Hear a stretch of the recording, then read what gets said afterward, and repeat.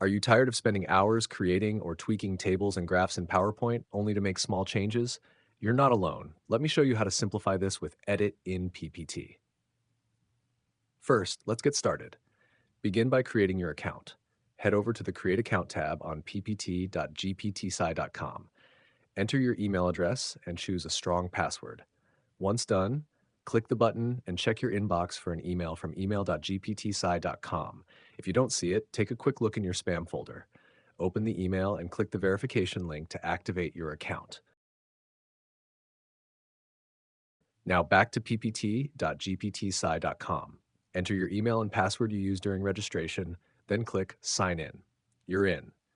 Now you can use your credits to generate PowerPoint slides. To start, try out a demo. Click Select a Demo to preview an image.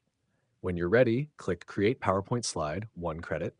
Don't worry, demos don't use any credits.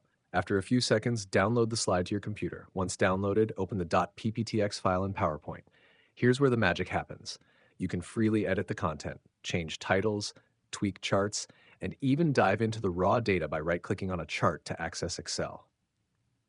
Update values there and watch as your chart reflects those changes instantly.